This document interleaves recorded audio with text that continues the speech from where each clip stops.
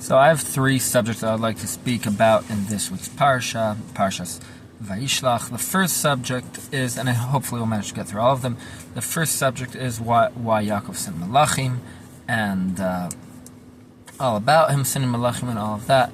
The second subject is about Yakov being afraid. Why was he afraid, and all the preparations he did and all of that. The third thing is about his fight with this man, or Malach, or whoever he was. We'll see this, which is very unclear what was going on then. It almost seems like out of the rhythm of the story, and like something, a completely different story within a story.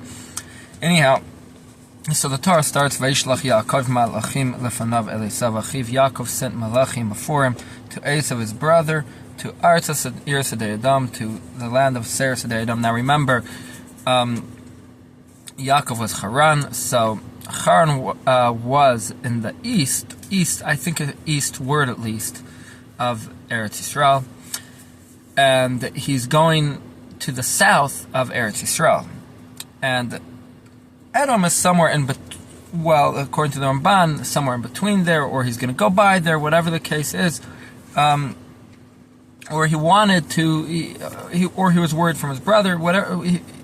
He wanted Yakov.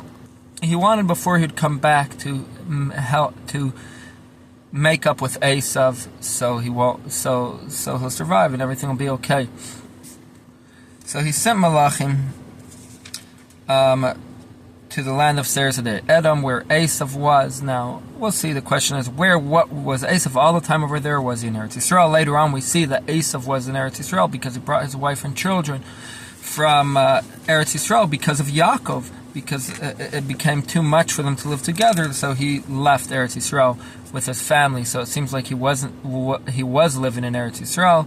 But now the Ramban says over there that according to his understanding, he would go around with 400 men, hunting, fighting, slowly capturing land and all of that. But his family was in Eretz Yisrael, so that's why he had to leave. But anyhow, in any case, Esav was in Seir, so he sent these messengers, and he told them, saying, this is what you should say to my master Esav.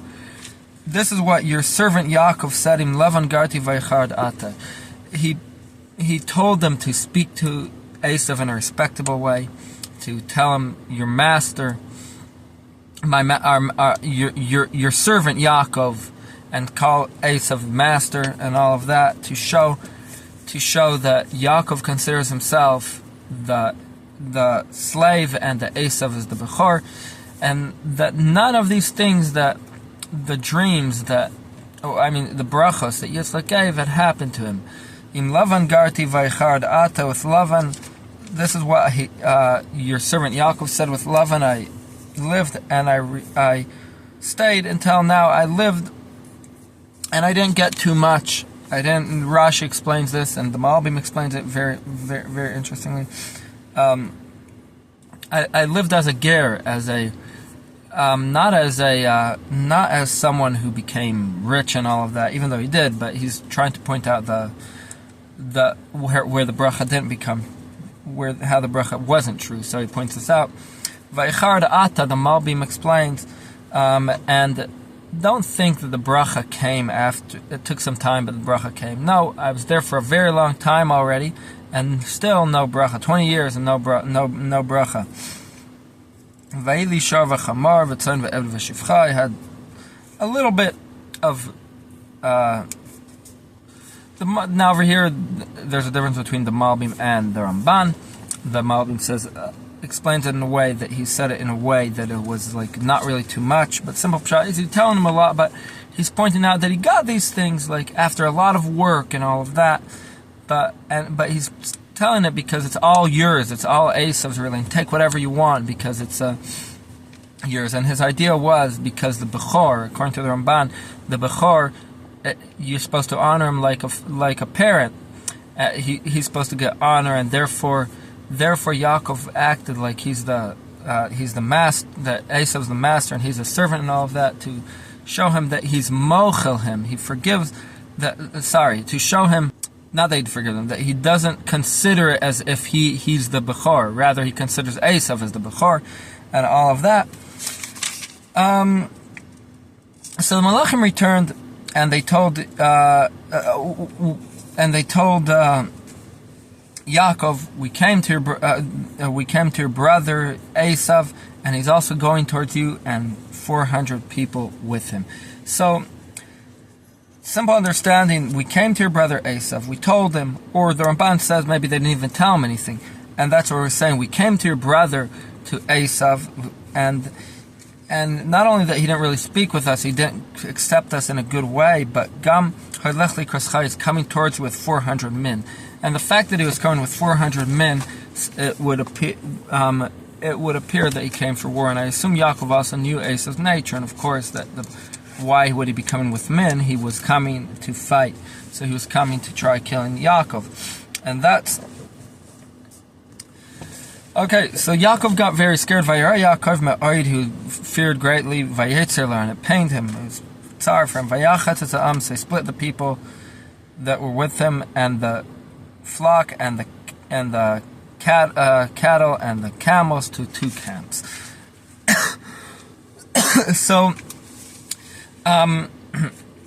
Rashi says over here that he was worried Shema Yigram Chet, that a sin, that because of his sins, that maybe the promises won't happen. That Hashem is, in other words, maybe he was worried that Hashem promised him on a condition that he doesn't do sins, and if he did a sin, then maybe that took off of his promise, and therefore his promise is not going to be kept, and maybe Hashem won't save him. And that's what Yaakov, after splitting up his camps, he's davened to Hashem, and he says, "Katanti, I was little." So Rashi explains, I became belittled, like I maybe had zechuyos before merits, but now after all the good that you did for me, maybe my merits became small and less, and therefore I won't be worthy of saving. So the Ramban doesn't like this explanation. He says that a better explanation is that no, all the chasadim, all the goodness and kindness that you did to me, I was little from deserving them, and you still did it to me, and I thank you for them. Now please do this one kindness and save me from Esav. That's what Yaakov was saying, and reminding Hashem reminding him the Shvuos, that he promised him that he's going to do good for him and all of that. And he mentions two nevuos. One, but first he mentions the Hashem that told me, return to your land and to and to your birthplace, and I'll do good for you. He mentions the two places that Hashem spoke to him. One right before he left right when he left to Lavan's, and right when he left from Lavan's. Right before he left from Lavan's house. So that's the Ramban's opinion. The Malbim adds a little bit interesting over here. He says that Yaakov should have not feared, but the fear came, even though he didn't want it to come. It came, and because he feared, it pained him. So, and the way we explain the pasuk is like this.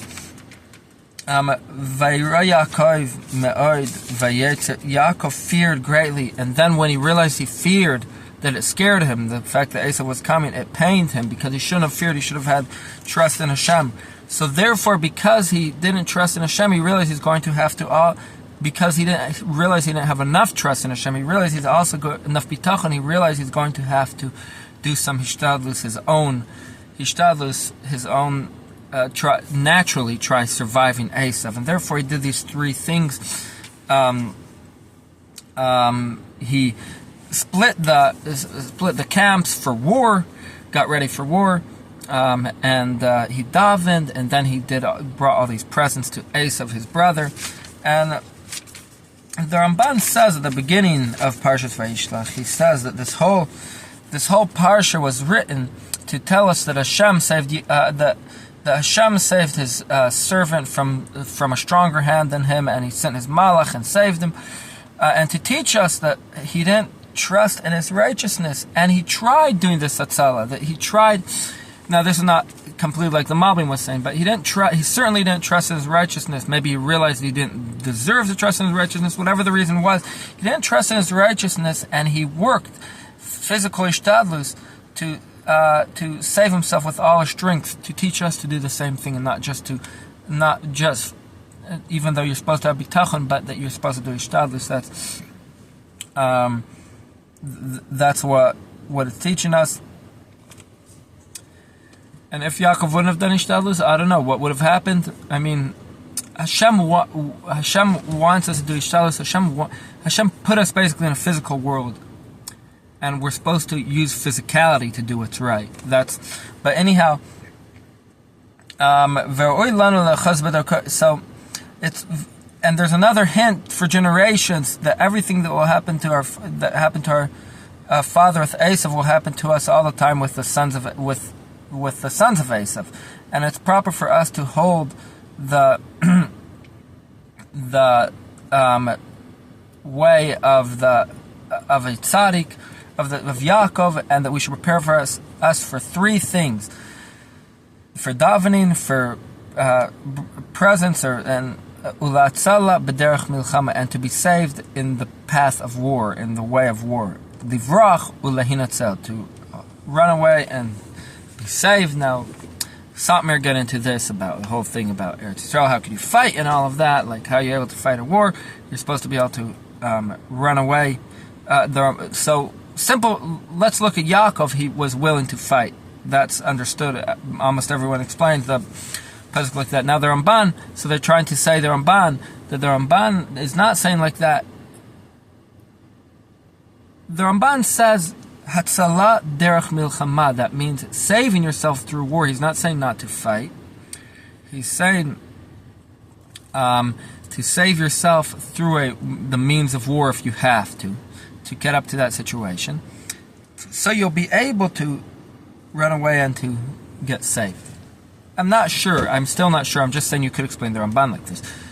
We have the Rebbeinu Bachai that says explicitly that you're not supposed to go up in war, and it goes into the whole different situation. But I would add that the wars that we're having nowadays are not with the Bnei Esav. The wars that we're having are with the Bnei Ishmael. Just a point, something to point out, which the Ramban points out over here, that this is how we should act with Esav in all the generations until we go on. Now, there's plenty of other points. The question is if it even applies nowadays. It really depends on what stage we are. If we're in Galus, totally in Galus, or if we're in half Galus, half Geula. What are we in? Or are we in the beginning of the Geula? Like, does the Geula come all at once? That's also a question. But okay, I'm just pointing that out. But anyhow, it teaches us these three ways of handling situations in the Galus. And yeah, so that's it. So Yakov then, after splitting up the camps and starting to send messengers out to Esav to give him stuff, minchas, and then he decided to cross the river, and he came out that he stayed there by himself that night. So according to some opinions, he went back to get something. According to the Chazal, the Ramban says simple pshat is that when it says he crossed the river, it means by command, meaning he commanded them to cross when it says he crossed over his wife's children, it means he commanded to cross them over, and they crossed them over, and he stayed by himself. Now, so what happened was that a man came and fought with him, which the Ramban and Barban, and the Malbim, I think, all explained that it's like a Malach, a Sar Shel Esav. Now, the Ramban doesn't say so explicit, but the Ramban says the Malach saw Vayar ki lo yuchal lo. He saw that he couldn't do for him anything. Malachav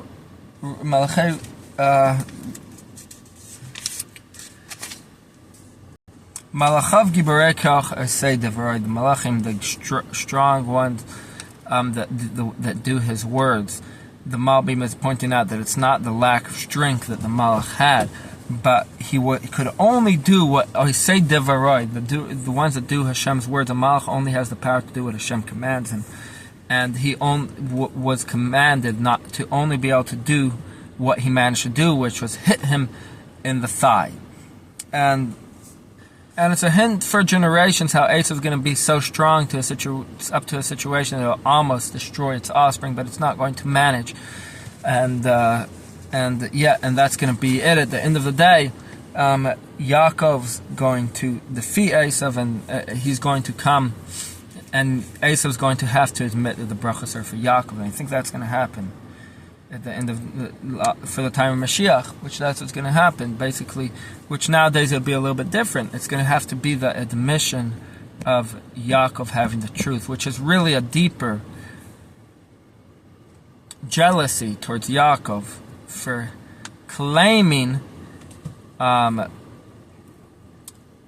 to be Hashem's people, basically claiming the brachos, the continuation of Hashem's people, and everything like that. That's really what it is. That's why there's all these, you see all these religions like Christianity, especially Christianity. You see also by Islam. It comes from the same roots, what they believe at the beginning, but then they have to alter things and change things because they can't live by the truth that Yaakov are the ones that are the chosen ones, and that is what they're going to have to admit to at the end of days. And when they do, then that's basically. Now,